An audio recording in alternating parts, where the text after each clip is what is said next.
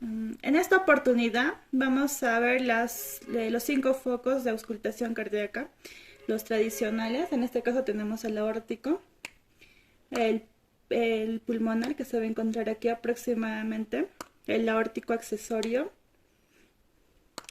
el, el tricuspidio y el mitral.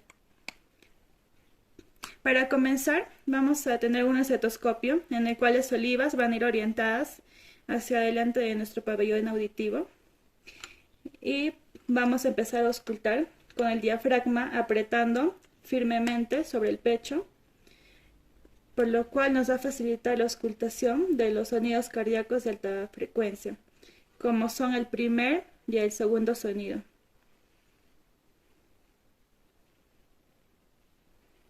A continuación,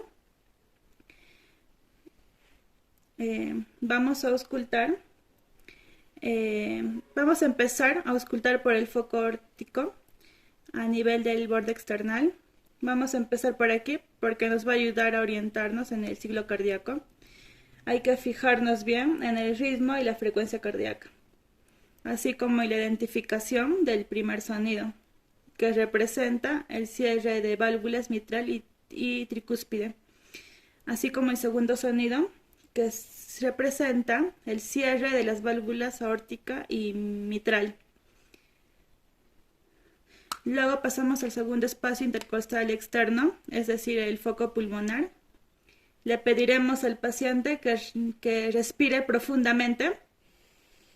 Así vamos a poder ver el segundo sonido, vamos a poder apreciarlo así mucho mejor. Bajan, puedes botar. Continuamos, es el tercer espacio intercostal, el tercer foco, el accesorio, el cuarto, que es el foco tricuspidio,